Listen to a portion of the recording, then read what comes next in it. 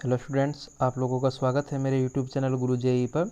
आज हम application of derivative chapter का जो इम्पोर्टेंट कंसेप्ट है angle of intersection of two curve उसके बारे में पढ़ेंगे। तो चलिए सबसे पहले डेफिनेशन से शुरुआत करते हैं। डेफिनेशन में हमारे पास क्या है, the angle of intersection of two curves, let से ये कर्व एफ एक्स है और ये कर्व जी एक्स है। मान लिया ये कर्व हमारा y equal to f x है और ये y equal to g x है और ये एक दूसरे को पी पॉइंट पे इंटरसेक्ट कर रहे हैं। अब मैं पी पॉइंट पे y equal to f x curve की टेंजेंट ड्रॉ कर रहा हूँ। ये इस तरीके से मेरी टेंजेंट थी और y equal to g x की भी मैं टेंजेंट ड्रॉ कर रहा हूँ एट द पॉइंट P। ठीक है, तो angle of intersection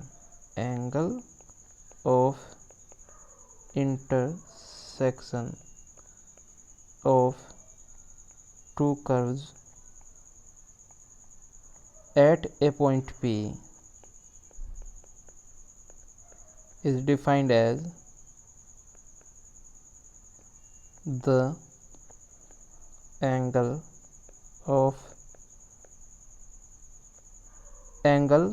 between the two tangents। यानी कि दोनों टेंजेंट्स के बीच का जो एंगल होगा वही एंगल कर्व के बीच का होगा जहाँ पे दोनों कर्व एक दूसरे को इंटरसेक्ट करेंगे। तो angle of intersection between two curves का मतलब हुआ दोनों कर्व्स की उस पॉइंट पे टेंजेंट ड्रॉ करूं और टेंजेंट्स के बीच का एंगल मैं फाइंड आउट करूं। दो लाइन के बीच का एंगल कैसे फाइंड आउट किया जाता है, अब उस पर फोकस करते हैं। मान लेते हैं कि y equal to f x जो कर्व था उसकी जो टेंजेंट थी उसकी स्लोप m1 थी और y equal to g x जो था हमारा जो उसकी टेंजेंट थी उसकी स्लोप कितनी थी, m2 थी।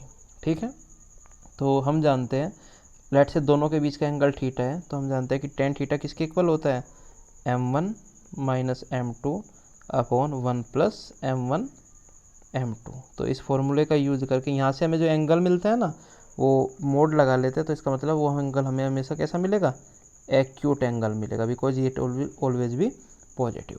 ठीक है, तो अब आगे चलते हैं। इसमें पहली कंडीशन क्या आ जाती है हमारी कि कर्व ऑर्थोगोनल कब है, when two curves are orthogonal. Orthogonal का मतलब दोनों के बीच का जो एंगल है वो 90 डिग्री होना चाहिए। इट मीन्स थीटा कितना ले लूँ मैं, 90 डिग्री। अगर टेन थीटा 90 डिग्री ले लूँगा तो टेन 90 की वैल्यू कितनी होती है, infinity, that is equal to 1 divided by 0। Cross multiplication पे मुझे मिलता है m1 into m2 equal to -1। और एप्लीकेशन ऑफ डेरिवेटिव के अकॉर्डिंग लिखूँ तो मान लेते हैं कि जो एफ एक्स कर्व है वो y1 है, it means d y one upon d x. जो जी एक्स कर्व है वो y2 है, it means d y two upon d x is equal to -1। दोनों कर्व की स्लोप की प्रोडक्ट कितनी होनी चाहिए, -1 होनी चाहिए। जहाँ भी ये इंटरसेक्ट करेंगे ये कंडीशन हमेशा होल्ड करेगी ऑर्थोगोनल होने के लिए। आगे चलते हैं, एक एग्जांपल ले लेते हैं। Find the acute angle between the curve y equal to sine x and y equal to cos x।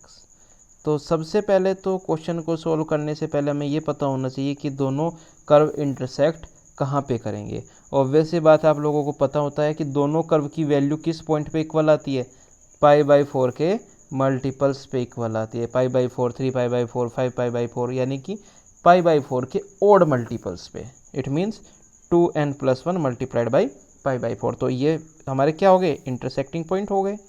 अब मैं तो किसी एक ही पॉइंट पे वैल्यू निकालूंगा, मैं ले लेता हूँ पॉइंट π/4 की। π/4 पे दोनों कर्व इंटरसेक्ट कर रहे हैं।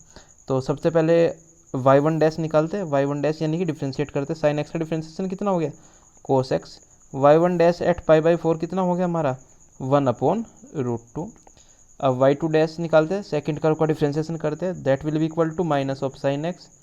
y2 डैश एट π/4 कितना हो जाएगा हमारा, -1/√2। और दोनों कर्व के बीच का एंगल लेट से थीटा था, तो देन टेन और थीटा इक्वल टू किसके हो गया, mod of 1/√2 minus minus plus 1/√2 divided by 1 minus 1/√2 multiplied by 1/√2। Simplify करने के बाद मुझे मिलता है tan theta is equal to 2√2। इस का मतलब जो हमारा एंगल था वो किसके इक्वल आ गया, tan इनवर्स ऑफ 2√2। दोनों कर्व के बीच का एंगल हमारा tan इनवर्स ऑफ 2√2 हो जाएगा। सेकंड क्वेश्चन पे चलते हैं। सेकंड क्वेश्चन है हमारा, if theta is the angle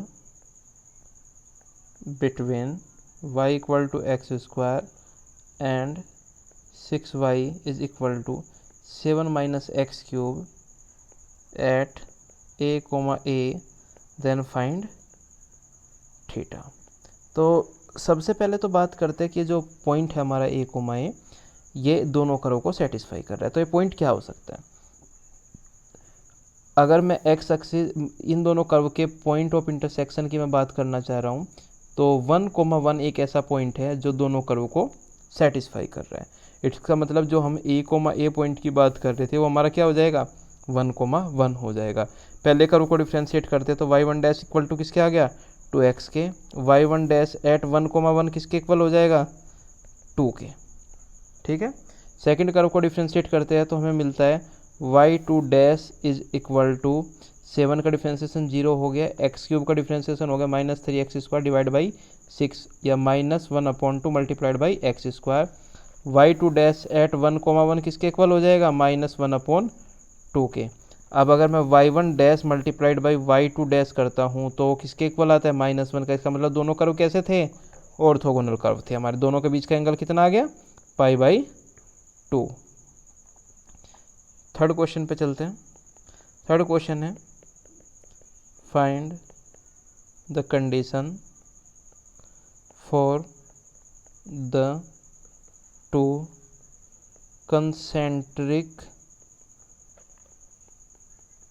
एलिप्सेस।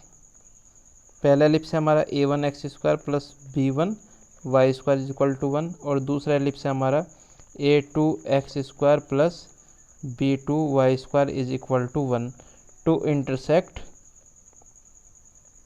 Orthogonally. दोनों कर्व हमारे कैसे इंटरसेक्ट करने चाहिए, ऑर्थोगोनली इंटरसेक्ट करने चाहिए। अगर ये इंटरसेक्ट ऑर्थोगोनली कर रहे हैं तो क्या कंडीशन हो सकती है? तो सबसे पहले तो हमें ये फाइंड आउट करना पड़ेगा कि ये भाई इंटरसेक्ट कहाँ पे कर रहे हैं। तो मैं मान लेता हूँ कि जो दोनों कर्व है वो हमारे, एक पॉइंट ले लिया मैंने x0, y0, इस पे इंटरसेक्ट कर रहे हैं। ठीक है। अब ये जब दोनों इस पे इंटरसेक्ट कर रहे हैं, इसका मतलब ये पॉइंट पहले कर्व को और दूसरे कर्व दोनों को सेटिस्फाई करेगा। तो सेटिस्फाई कर देते हैं, हमें मिलता है a1 x0² plus b1 y0² is equal to 1, a2 x0² plus b2 y0² is equal to 1। पहले में से दूसरे को सब्ट्रैक्ट करता हूँ तो मुझे मिलता है a1 minus a2 x0² plus b1 minus b2 y0² is equal to 0 और a1 minus a2 x0² equal to b2 minus b1 y0²। ये हमारे पास एक कंडीशन मिल गई हमें। इस कंडीशन का में भी हम आगे यूज़ कर सकते हैं। तो अब पहले कर्व को डिफ्रेंशिएट करते हैं। डिफ्रेंशिएट करने के बाद मुझे मिलता है 2a1x plus 2b1y dash is equal to 0। Simplify करने के बाद y डैश इक्वल टू आ गया हमारा -a1 x0 divided by b1 y0। दूसरे कर्व को हम सिमिलरली डिफ्रेंशिएट करते हैं तो हमें मिलता है y dash is equal to -a2 x0 divided by b2 y0। अब दोनों कर्व हमारे इंटरसेक्ट कर रहे हैं ऑर्थोगोनली। इसका मतलब इस कर्व की स्लोप की और इस कर्व के स्लोप की जो प्रोडक्ट होनी चाहिए वो कितनी होनी चाहिए, -1। दोनों की प्रोडक्ट कराते हैं। दोनों की प्रोडक्ट कराने के बाद मुझे क्या मिलता है, -a1 x0 divided by b1 y0 multiplied by -a2 x0 divided by b2 y0 is equal to -1। ठीक है।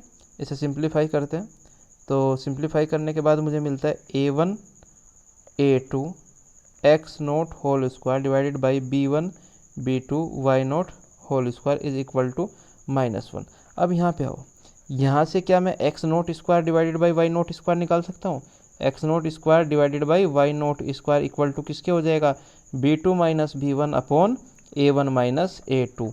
यहाँ पे वैल्यू रिप्लेस करता हूँ तो मिलता है A1 A2 divided by B1 B2, ऊपर था हमारा B2 माइनस B1, माइनस ये यहाँ पे -1 था ना, इसका यूज कर लेते तो ये हो गया हमारा B1 minus B2 divided by A1 minus A2 is equal to 1। Simplify करने के बाद जो मुझे रिजल्ट मिलेगा वो रिजल्ट मुझे मिलेगा 1/B1 minus 1/B2 is equal to 1/A1 minus 1/A2। B यहाँ पे जो A1 माइनस A2 और A1 A2 इन दोनों को दूसरी साइड ले जाने पे ये रिजल्ट हमें मिल जाएगा। यही हमारा फाइनल रिजल्ट है इन दोनों कर्व के ऑर्थोगोनली इंटरसेक्ट करने के बाद। तो गाइज इसके बाद जो नेक्स्ट लेक्चर है उसमें हम कुछ और क्वेश्चंस देखेंगे और फिर उसके बाद हम चलेंगे इंक्रीजिंग डिक्रीजिंग कर्व से। थैंक्स।